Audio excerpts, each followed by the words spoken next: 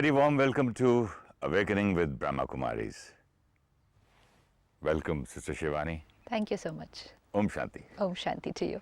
In the last episode, we were talking about dependency on happiness, how we are dependent on so many things for happiness. And you said, happiness, it is me who creates happiness, me who creates sadness, is finally, I am responsible for it. Well, we tried after listening to you, and it's very difficult to understand how to be happy when you've not achieved something in life. There are two dynamics in the way we can work in life. One is, if I achieve this, then I'll be happy. And the other is, I'll be happy while achieving this. If I'll be happy while achieving this? It's like you're on a journey.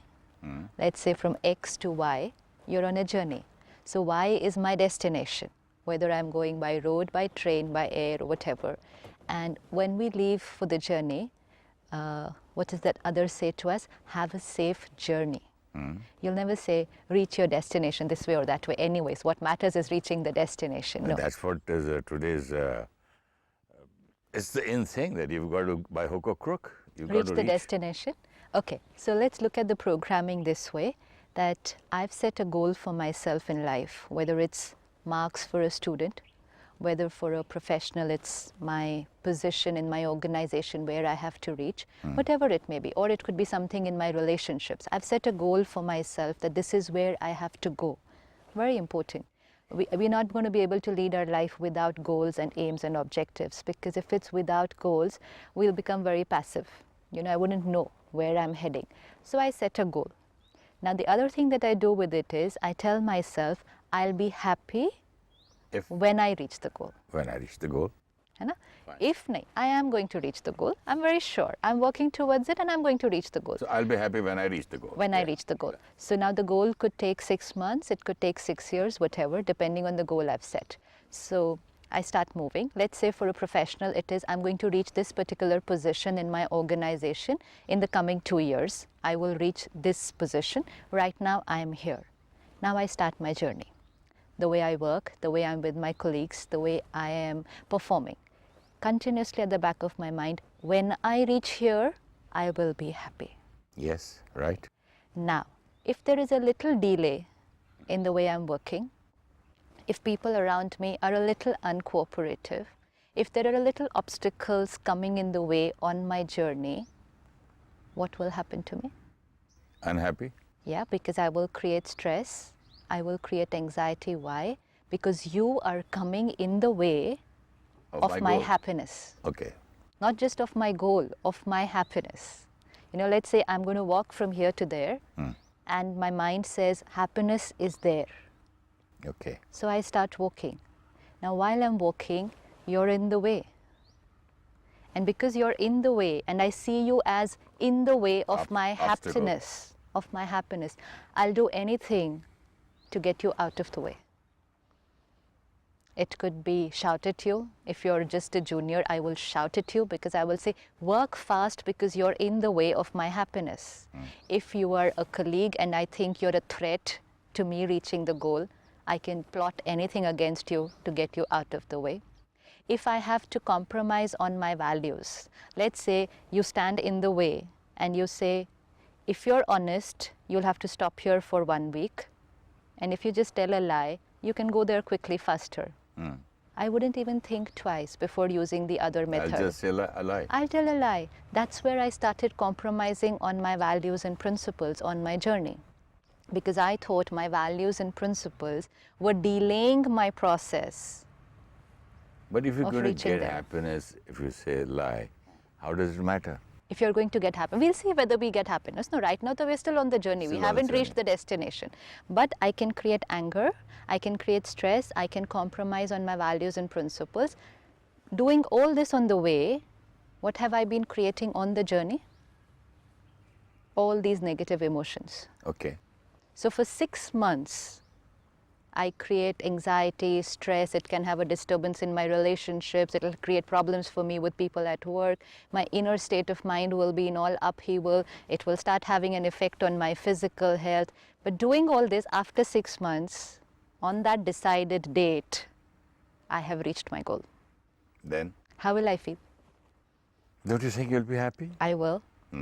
After 6 months, Yes. I will be happy. Yes. For how long?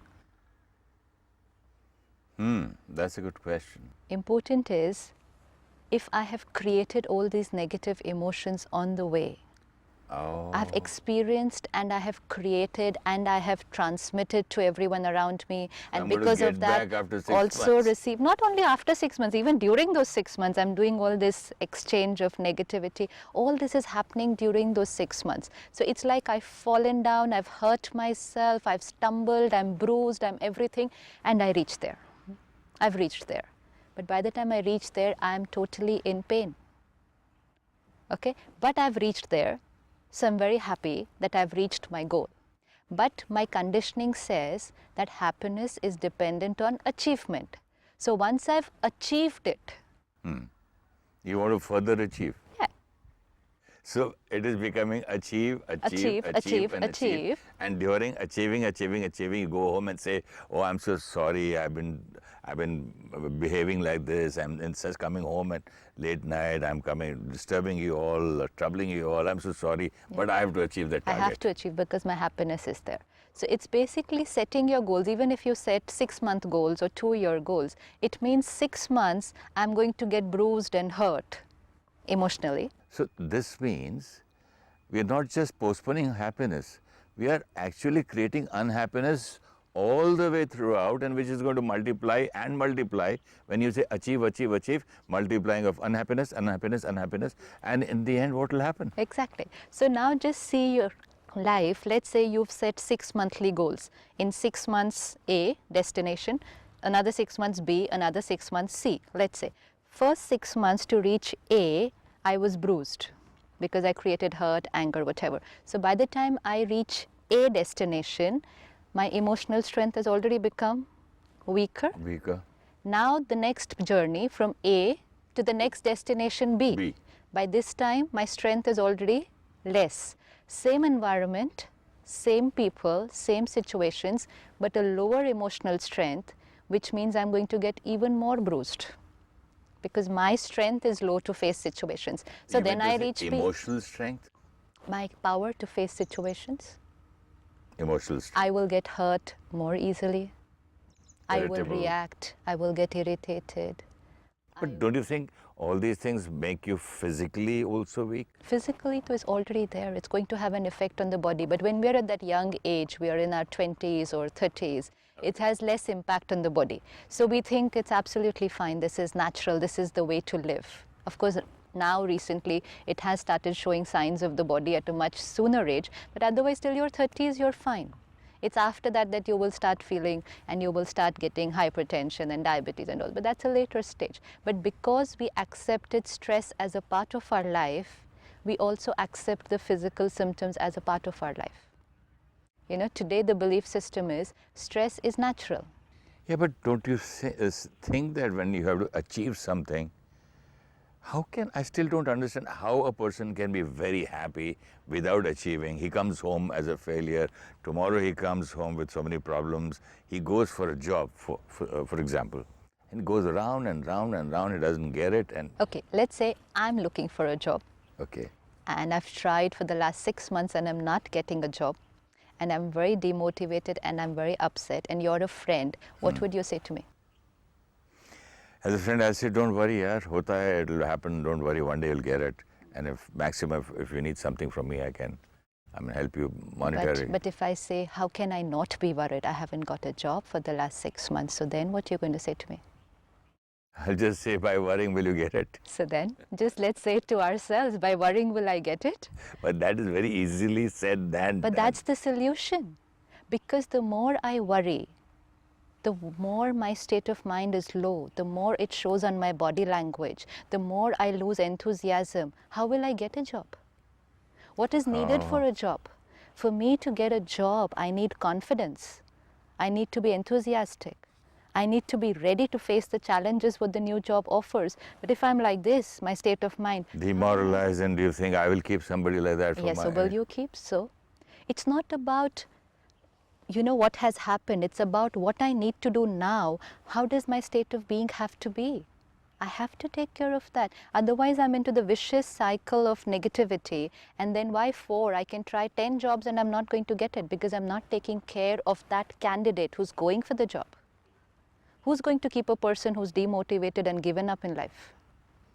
Who's going to keep a person who's lost his internal strength to tolerate and to be with people and to create team spirit? Who's going to hire a candidate like that?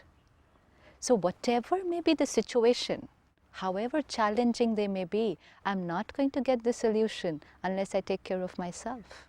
My business is not doing well, so I have to worry. But if I worry, I'll still not do well. And if I want to do well, I will have to first be well here. Then I'll be able to do anything well outside. And second, most important, even if I don't do well, at least I can take care of myself.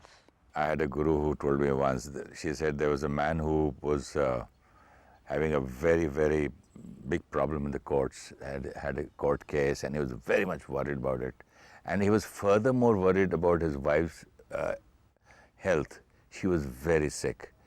And one side the courts and the lawyers and the problems of the cases, and the other side the wife. And he was so worried, so worried, so worried. Finally, after about 15 years, he won the court case and his wife became all right, but he fell sick and he died. Yeah, that's because... But in spite of listening to this story from her, why did it not affect me? Why was it was so difficult for me to understand what you're telling me right now? It's about priorities in life. What are my responsibilities in life? Normally, anybody can just sit, My take a paper. family, my home, my work. My family, then? My job. My job, then? And what else? My work? My family, my job, my work, My whatever. work. Anything else? My home, you said? My home. Anything else? My friends, my relatives, my society, Relationship. my relationships, My relatives, my relationships, and then what else? my country. But I did not say, I know where you're telling, I did not say myself. Exactly. Yes, I didn't say that, yes. See, this is the problem. My list Honestly, of I didn't even think of that first. Yeah. So My we can word. go on to, from my family to taking the responsibility of the entire world, but not my own responsibility. So I, the one who's taking the responsibility of everyone else without taking my own responsibility. It's like, let's say I'm a family of 5 people and 4 of them are not well. They're ill. And I want to take the responsibility of taking care of them, of healing them. I'll only be able to do it if I'm fine. This is about physical health, but now you take the same equation onto emotional health. I want to take care of my children. I want to take care of my wife, my husband, my parents.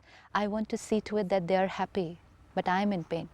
I'm so sad that they are not able to do well in class. They're not able to do well. I wanted them to come first in class. I wanted them to become a swimming champion. I wanted them to become a tennis player or a golfer. But why do you want to do all that? So that they will be? I want them to achieve something in life. And so that they will be? Happy. Yeah. Finally. Finally, I want everyone around me to be happy. And if they are happy, I'll be happy. But it was supposed to be the other way around. We thought, I'll take care of all this, then they will be happy, and when they are happy, then I will be happy. And spirituality teaches us, when I am happy and take care of them, then they will be happy. So when I'm happy, I'm also, my vibrations around the situation in the house, wherever I go, I'm bubbling with happiness, and I make other people happy too. Because you make them stronger. See, You mean to say you become stronger by happiness? What is happiness? Happiness is an internal strength. Happiness doesn't mean excitement. I'm not going to be jumping and dancing the whole day. I've lost my job. I'm not excited about it. Happiness is strength? Again, I'm not able to understand. It's what a beautiful line. I mean, can you explain this? See, at a time in the mind, there can only be one thought. Correct. At a time, only one thought. You can't think two thoughts at the same time. Yeah. At a time, one thought. So if one thought, then one quality. Okay. So that one quality could either be the right quality or the not so right quality. Okay. Right? So if I'm creating a pure, powerful, which today in the world we say positive thought, then it's of a good quality. If I'm creating a negative thought, an unpleasant thought, a thought of anxiety, pain, worry, it's a wrong thought. Correct. If it's the right thought, I feel good. If it's not a right thought, I feel low. If it's the right thought, and then I'm feeling good, that is stability. If it's not the right thought, my feeling is low, and that is weakness. So opposite of weakness is strength. So stability Is strength. is strength. Yes. So you're There is stable. this- you're stable. Oh, that's why they say you're such a strong person. You're so stable in spite of so many things happening. Absolutely. You're still stable and strong and standing like a Rock. mountain or a rock, whatever they say. Absolutely. So if you're stable, you're strong, that is strength, then your way of responding to situations. Like you said, I want my child to have good marks. Okay, I want my child to have good marks, but it's not necessary this will happen every time.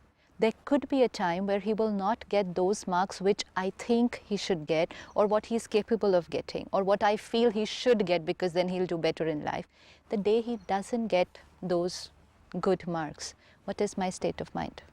Upset? Now, is that good for me? No. Is that good for my child? No. Then good for who? No one. Then why am I creating it? I thought And it the was, marks didn't create my feeling. but I thought it was just normal to be upset and feel sad and go and say, oh, so sorry, beta, this and that. You and don't both say of sorry you. to your beta when he gets less marks. You shout at him for getting less marks. So, and then once I get upset, my child gets upset. My child gets depressed also. upset, my child gets demotivated. And in that demotivated state of mind, I want him to do well. So the energy that I'm giving to the people around me, whom I claim I'm taking their responsibility, is not the right energy. So And that's why I'm not fulfilling my responsibility in the right way. Responsibility, my child has got less marks. My responsibility at that time would be first to take charge of my mind. Fine. First, I have to remain stable so that I don't react, I don't shout at him, I don't upset him. Then my responsibility is to take care of his state of mind. Then my third responsibility is to take care that he studies and gets good marks next time. So what we're doing is the opposite. We're depleting his energy, We are first we are Lowering his- depleting our energy. our energy, his energy, and his And then we are saying now study. self-esteem. We lower his self-esteem. We make him feel small, and we make him feel a failure. I'm not proud of you, and he feels that my father is not proud of me. And my father is not And happy because of me. I've made everybody unhappy. Oh, yeah, that's why there's so many suicides going on. The only reason why a child commits suicide is because he's not able to face his parents after a failure. It's not because he failed. It's because he doesn't want to see his parents unhappy. And he holds himself responsible for the parents' unhappiness. Because the parents conditioned him the whole year that we will be happy only when you do this. It's condition or it's a burden? It's a pressure, deep pressure to Constant perform. pressure. Yeah. So is this my responsibility? I thought that it was my responsibility to see that my child achieves his goal, maybe in studies or sports or whatever it is. But honestly, after listening to this, to you, I realized that I have been doing just the opposite. Every individual's life is based on 4 aspects: physical, intellectual, emotional, spiritual. Like the chair we are sitting on, 4 legs. Physical, intellectual, emotional, spiritual. My physical health, my intellectual development, my emotional state of being, and my spiritual health. If I want to be successful in life, and I want my children to be successful in life, successful in the whole sense, then all the 4 aspects need to be equally balanced. When you said, when I look at my responsibilities towards my child, I see his academic performance, extracurricular performance, And I take care of his physical health. My child should get the best home, the best food, best exercise, everything. So we take care of the physical and the intellectual. We take care of the social also, that they should have good friends, get good extracurricular activities. But how is my child feeling inside? No one's taking care. And this pressure that we keep on constantly applying on the child, physically he may be doing very well, academically also doing very well, but because of the constant pressure and the constant comparison with other people, the constant criticism that he gets from parents as a source of motivation to perform, is actually depleting his emotional strength. So I have to ask myself whether I am fulfilling my responsibilities. Tomorrow, he could grow up to be a good doctor, engineer, lawyer, whatever. He could grow up to be physically very strong. But if he's not emotionally strong, will he be a good human being? And if he's not a good human being, a pure, powerful human being. What happens if you're not very emotionally very strong? If I'm a doctor, I'm a very good doctor. So technically, I'm very good. But if I'm not a powerful human being, then I will get irritated very soon. I will react very soon. I do not have empathy with my patients and with my colleagues. I cannot get along with people because I'm very intolerant, which means my ego is. So then I call myself a good doctor. Maybe it's your inferiority complex also.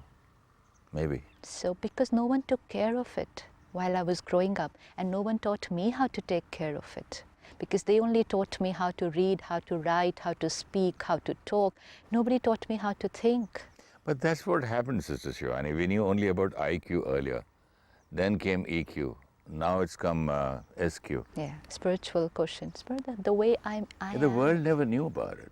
We were not we just aware say, about it. look at this guy, his IQ is so much. Oh my God, 130, 145, and so and so. Which is important. There's no doubt about that. Your IQ is important, but then so is your emotional strength. But when I was a child, if I remember, I've been with, whether it's poor people or middle class or upper middle class, I don't know about very, very, very rich people. But those guys used to even slap the children to teach them, even in schools. If you get less marks, they used to get scared to go home. Right. So we need to ask ourselves whether we are fulfilling our responsibilities. Yes, one responsibility, we are getting them to perform well. But my second responsibility of making the individual a very strong human being. Life is going to have a lot of challenges. Today your child has passed with the highest marks and come first in class, but will his marks help him to face all the challenges in life? He might be emotionally, as you said, so weak that he won't be able to compete with the other things in life. Exactly. What if he has to face a small failure in life? He won't be able to face it.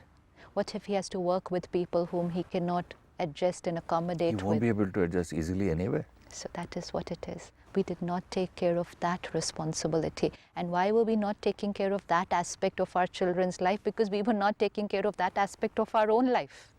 See, it was an aspect which was ignored. That I'm supposed to take care of my emotional strength. It's ignored. I'm only supposed to take care of everything outside. So everything outside of my life, everything outside of your life, everything outside of my children's life, everything outside. Husband says, my job is to get money, I'm giving you money, now you take care of the children. That's all. Don't talk to me further. Because he feels that I've earned, so if I've earned, I've given all the needs and the necessities and the luxuries. And if I've given all this, they'll be happy. Because happiness was supposed to be coming from outside, no? You better give them good toys, good clothes. Chalo, I've done my duty, you do your job. Now, further, if he doesn't study or study his emotional problem, that's his problem. And we easily put it to the sanskaras or something, or his class fellows, or his company, or his school. All these guys he goes around with, and special classes, and the neighbors. We keep on blaming other people. Because we are not ready to take that responsibility. It's easy to earn and to send your child to the best school and give him the best food and the best home and best everything. But it's a challenge to make your child emotionally strong. When you say, I'm not ready to take responsibility, somewhere also it's, I never knew about it also, no? That this is also a responsibility. Nobody opened our eyes also earlier. So maybe it's This the is time to also do your that duty. now. Huh? It's time to do that now. Okay, it's time to do that now. And thanks to you for doing that now. It's very important, but the only thing to be kept in mind is, like you said, for a parent and a child, it's possible that a parent has not gone to school, but they send their child to the best school. It's possible that a parent doesn't eat, but gives food to the child. But it's not possible for a parent to have his child happy without the parent being happy himself. You cannot make your child emotionally strong without being emotionally strong yourself. So that's where the responsibility comes, first on yourself. The most important thing what I like today is that I have to realize that first I have to be emotionally strong. I have to be physically, spiritually, and what was the other one? Socially. So whatever. I have to have everything, and I have to take the responsibility that I am responsible to create all these things and or part this knowledge to my child. Absolutely. Would you be kind enough to do a small little meditation for viewers? Definitely. Let's just sit back and look at our journey of life.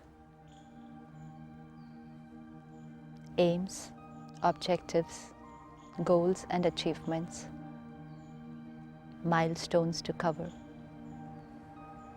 That's my journey. Let me look at myself on the journey, the traveler,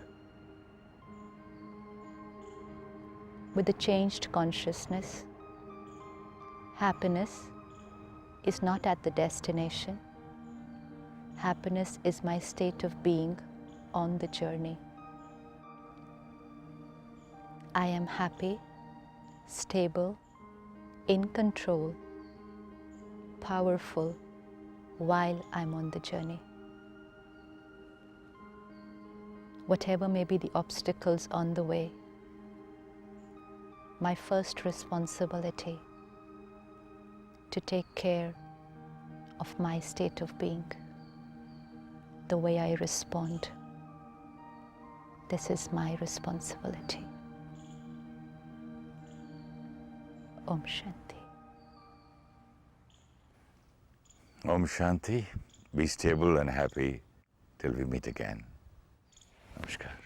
Today we've discussed happiness is a state of being created while working towards the goal, not a feeling to be experienced after achieving the goal. If we believe that happiness is after achievement, then we create stress, anger and fear while achieving and thus do not experience happiness. Before I take the responsibility of those around me, I need to take responsibility of my own thinking and feelings. When I'm happy and take care of others, then they will be happy.